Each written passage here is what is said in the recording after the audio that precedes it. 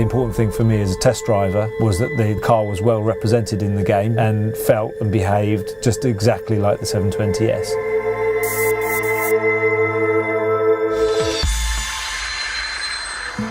In mid-2016, Slightly Mad Studios began the process of recreating the McLaren 720S in-game for Project Cars 2. With the development cycle of the real-world 720S complete, it was time to gauge the performance of the Project Cars 2 version.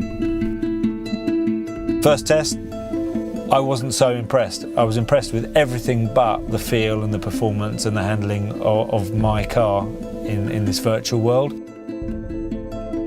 Talking to those guys, they use a different language. They're looking at the same things, but they interpret them differently.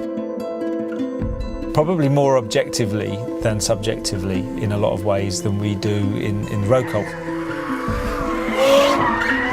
We operate in parallel worlds. A month later I drove a game, and actually there was massive progress on some of the other McLaren products in the game. So there's an F1, there's a 650 GT3 car, everything basically that McLaren has. For instance, the GT3 car around Brands Hatch felt exactly the same. So it gave me loads of confidence that we could get there. But the complexities of the 720S are staggering, so it was time to bring the key figures to London for one final test. Our systems have traditionally worked around typical cars with, passive springs and dampers. The McLaren system is completely active and it's adapting every 5 milliseconds, I believe it is. So finding a way to adapt our systems to mimic what they are doing in the real car has been an interesting challenge. It helps tremendously for us to, from time to time to work face-to-face and directly with drivers or engineers to help calibrate our language so that we talk the same way and know what we mean. Final test came and we threw everything at it.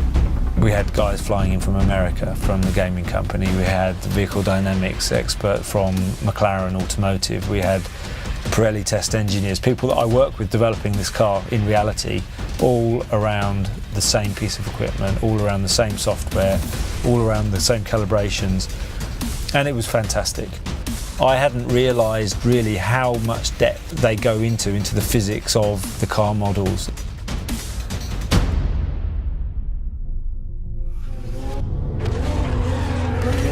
The car in the game has the same challenges, the same feel, the same balance, the same feel of performance, and it fits exactly in the product lineup that McLaren is represented in the game.